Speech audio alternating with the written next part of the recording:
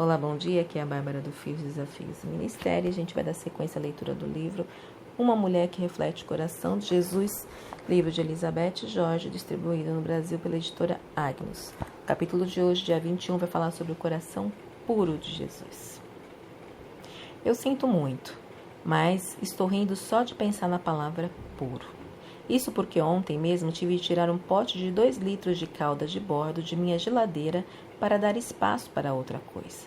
Ver e tocar esse recipiente gigante de calda disparou minha memória para quando o adquiri. Eu estava em Maine, visitando a minha filha e sua família, e saímos de carro numa viagem que levaria um dia.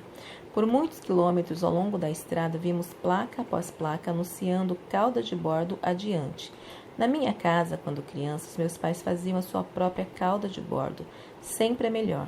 Então eu mal podia esperar para comprar a calda de bordo verdadeira, de um estado coberto por árvores de bordo. Finalmente chegamos ao mercado à beira da estrada, e era inacreditável a quantidade de tipos de caldas de bordo.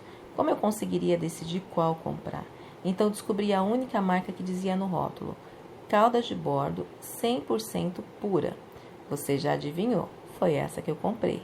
Que pena que eu não pensei como levaria esse pote gigante de calda de bordo no avião na volta para Seattle, Washington.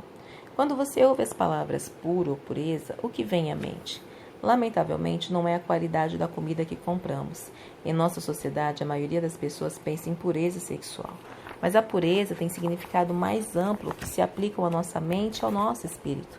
Pureza significa basicamente que nada é adicionado ou tirado de uma pessoa ou objeto, tais como ouro ou cores de tinta. Em nossa sociedade, a pureza se tornou um conceito estranho e de outro mundo. Nada é verdadeiro, ou algo foi adicionado ou tirado de praticamente tudo o que conhecemos, usamos e consumimos hoje. Mas há uma coisa, ou eu deveria dizer uma pessoa, a quem nada foi adicionado, ou de quem nada foi tirado por toda a eternidade. Essa pessoa é Deus. Ele é o único ser eternamente puro e imutável de todo o universo, a santidade e a pureza de Deus. Deus está totalmente separado de sua criação. Ele é inigualável. É como Moisés escreveu: quem entre os deuses é como tu, ó Senhor? Quem é como tu, poderoso em santidade, admirável em louvores, capaz de maravilhas? Deus é absolutamente puro e absolutamente bom, porque Ele é santo. Portanto, Ele é intocado e imaculado pelo mal no mundo. Como tal, Ele não pode, de forma alguma, participar do pecado e do mal. O profeta Abacuque descreveu a pureza de Deus dizendo: tu, que és tão puro de olhos, que não podes ver o mal e não podes contemplar a maldade. A perfeição de Deus é o padrão para o nosso caráter moral e a motivação para as nossas práticas religiosas. Deus é perfeito e um padrão semelhante é esperado daqueles que o adoram. Por toda a Bíblia se repete que os crentes devem ser como o Pai. Como filhas de Deus, devemos ser como nosso Pai, refleti-lo e representá-lo. Então, como Ele, devemos ser santas. O que significa ser puras? Isso é o que o Senhor Deus falou aos filhos de Israel: santificai-vos e sede santos, porque eu sou santo. Devemos buscar a mesma santidade que é a base da natureza do próprio Deus. Agora, a grande pergunta é: como? Ou talvez, como? Felizmente, Jesus nos mostra o caminho para atingirmos esse alto e aparentemente inatingível padrão. Jesus nos mostra o caminho. Há apenas 3 humanos puros que já viveram: Adão e Eva antes da queda e Jesus. Porque Adão e Eva sucumbiram à tentação e decidiram pecar, Jesus é o único padrão pelo qual devemos medir a nossa conduta humana, e isso inclui a pureza e a santidade. Jesus nos fala que é perfeito e puro e vive dessa forma para podermos viver. Como deveríamos reagir à sua pureza e santidade? Observe a reação das pessoas a seguir quando se deram conta da pureza e da santidade de Jesus. Afaste-te de mim, porque eu sou um homem pecador. Pedro e alguns outros discípulos foram seguidores de Jesus desde o início do seu ministério.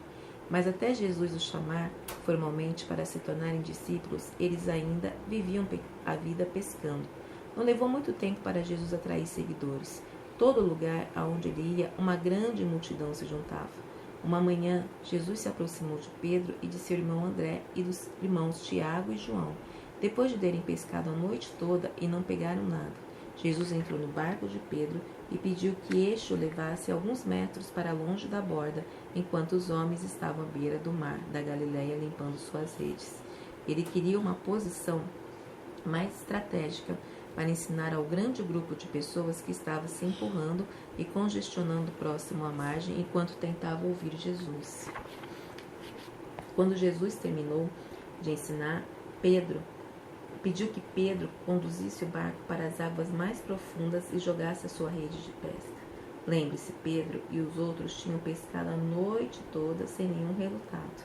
Pedro, um pescador profissional, imaginou que seria inútil tentar novamente. Mas, porque respeitava Jesus como mestre, ele levou a cabo o pedido de Jesus. Milagrosamente, Pedro e os outros pescadores pegaram tantos peixes que as suas redes estavam se rompendo e os barcos afundando. De repente, Pedro reconheceu Jesus como o Messias e prostrou-se aos pés de Jesus, dizendo: Afasta-te de mim, Senhor, porque eu sou um homem pecador. O profeta Isaías teve uma reação semelhante quando teve uma visão de Deus.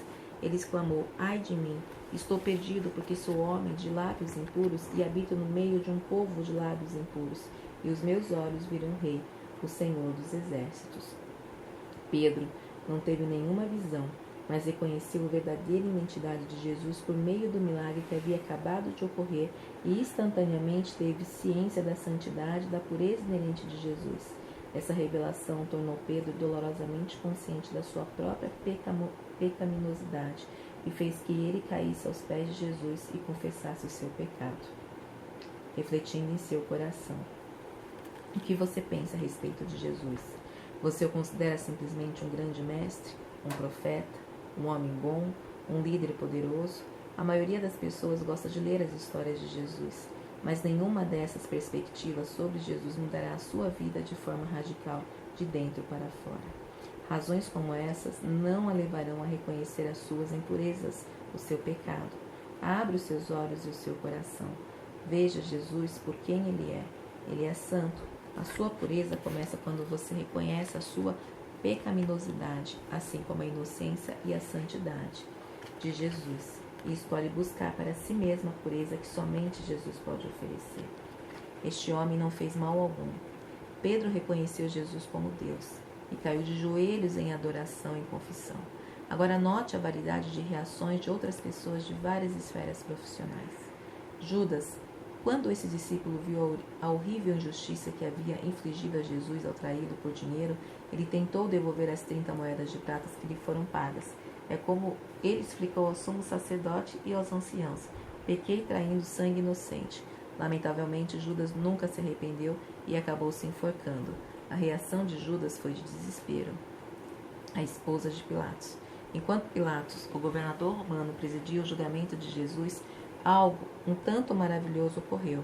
A esposa de Pilatos lhes enviou uma mensagem dizendo: Não te envolvas na questão desse justo, porque hoje, em sonho, sofri muito por causa dele.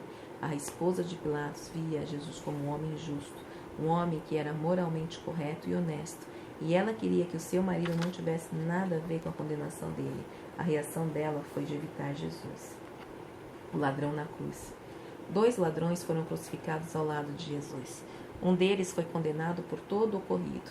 Ele viu como os líderes religiosos zombavam de Jesus e o rejeitavam, mas o outro ladrão teve uma reação diferente. Ele admitiu que merecia morrer, por causa do que havia feito de errado. Ele testificou da inocência de Jesus, dizendo: Este homem não fez mal algum. Então disse Jesus: Lembra-te de mim quando entrares no teu reino. E Jesus lhes respondeu: Em verdade te digo que hoje estarás comigo no paraíso. O ladrão reconheceu a integridade e a santidade de Jesus e reagiu com fé. É verdade, este era o Filho de Deus. Se eu fosse escrever um romance biográfico, provavelmente descreveria a cena da crucificação como algo mais ou menos assim. O dia começou com os afazeres de costume para o centurião e os seus homens ao irem trabalhar. Lamentavelmente, o trabalho deles incluía escoltar prisioneiros condenados ao lugar em que deveriam ser executados pela mais dolorosa das mortes, a crucificação. O serviço deles não era julgar, apenas cumprir o veredito de outros. Nesse dia, eles conduziram 3 homens para serem executados. Mas algo incomum estava prestes a acontecer nesse dia peculiar. Um dos prisioneiros era diferente. O seu nome era Jesus, e o seu único crime era ser rei dos judeus. Depois de todo o julgamento, exames e interrogatórios, esse era o único crime de Jesus. A sua pureza como sacrifício perfeito foi novamente afirmada. Os soldados assistiram conforme os eventos começaram a se desdobrar. Caíram trevas, túmulos se abriram ao redor deles e os mortos saíam, e até na morte esse Jesus parecia ser diferente. Esses soldados brutos e cruéis puderam chegar a apenas uma conclusão. O centurião e os que com ele vigiavam Jesus, vendo o terremoto e as coisas que aconteciam, ficaram aterrorizados e disseram: é verdade, este era o Filho de Deus. Mateus 27, 54. Enquanto os líderes religiosos celebravam a morte de Jesus, esses homens pagãos reconheceram a sua inocência. Eles reagiram às coisas extraordinárias que estavam acontecendo. Eles observaram as reações incomuns de Jesus ao sofrimento e à morte. Como resultado, foram os primeiros a proclamar Jesus como Filho de Deus depois da sua morte. O centurião e aqueles que estavam com eles com temor, e eles estavam certos de ficarem com medo. Eles tinham acabado de testemunhar algo terrível e aterrorador. Lamentavelmente, os soldados reconheceram Jesus como Filho de Deus, ainda que não tenham reagido em fé. Se você é uma crente em Jesus, o medo não é uma reação que ele quer de você. Jesus deseja o seu amor, a sua adoração, a sua obediência e a sua pureza. Ele tirou o seu pecado e agora você é livre para viver uma vida abundante. Agradeça-lhe e louve com todo o fôlego. Não se esqueça deste aviso sobre o perigo de ignorar a natureza. Se continuarmos intencionalmente no pecado, depois de receber o pleno conhecimento da verdade, já não resta mais sacrifício pelos pecados. Novamente agradeça a Jesus pelo seu sacrifício e faça o propósito de viver em pureza. A pureza está no topo da lista divina de prioridades para as mulheres. Fica muito claro na Bíblia que Deus quer que as suas filhas sejam puras. Em Tito 2, versículo 3 a 5, Deus fala às mulheres mais velhas da igreja para ensinar as mulheres mais jovens. Apenas 6 tópicos são relacionados para as mulheres mais velhas ensinarem, e a pureza é um deles. Ensine as mulheres a serem puras. Isso definitivamente coloca a nossa pureza no topo da lista de Deus.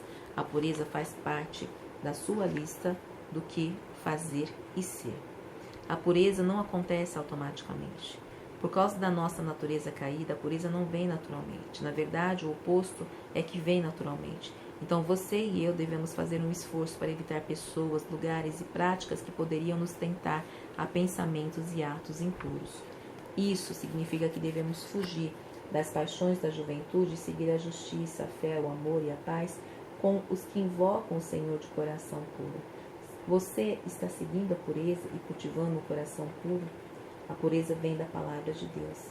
A aplicação diária da palavra de Deus tem um efeito purificador no coração e na mente, porque a palavra de Deus é viva e eficaz. É capaz de perceber os pensamentos e intenções do coração. Você está escondendo a palavra de Deus no seu coração para que possa ser pura e não pecar contra ele, em Salmo 119, 11. A pureza vem da confissão. Quando você confessa os seus pecados, está reconhecendo a sua desobediência e agradecendo a Deus porque o seu Filho Jesus destruiu os seus pecados na cruz. Confessar é concordar com Deus sobre a sua falha e viver de acordo com os padrões dele de natureza, de pureza. Se confessarmos nossos pecados, ele é fiel e justo para nos perdoar os pecados e nos purificar de toda injustiça. O objetivo de Deus para você é a pureza e a santidade. Portanto, o seu objetivo é a pureza e a santidade. Jesus é o seu modelo para mostrar o caminho para a pureza e a santidade. Ele é o único padrão pela qual você deve medir a sua conduta. Ele também é o modelo perfeito a ser imitado. Como em todas as áreas da sua vida, Deus espera que você administre a sua pureza. Ele confiou a você essa que é uma das posses mais preciosas. Guarde bem. Guarde a sua pureza física, isso guiará como você se comporta. Guarde a sua pureza mental, isso ditará o que você pensa. Guarde a sua pureza espiritual, isso determinará a profundidade da sua devoção e adoração. Uma oração. Senhor, eu entrego a Ti todos os desejos do meu coração, que Tu os alinhes com a Tua perfeita vontade. Eu entrego a Ti minha mente, que ela seja cheia de pensamentos que possam ser trazidos à Tua santa presença. Eu entrego a Ti a minha boca, que eu possa falar somente aquilo que honra a Ti, encoraja os outros e revela um coração puro. Eu entrego a Ti o meu corpo, que eu conserve o meu corpo puro, para que seja um vaso santo e digno de honra, apto para o Teu uso. Eu entrego a Ti minhas amizades com rapazes, que eu possa firmar o meu coração na pureza, que Tu tenhas autoridade sobre todas as minhas paixões. Eu me entrego novamente a Ti, toma minha vida e faz que ela seja sempre eternamente pura para Ti. Em nome de Jesus, amém. Bom dia e até amanhã.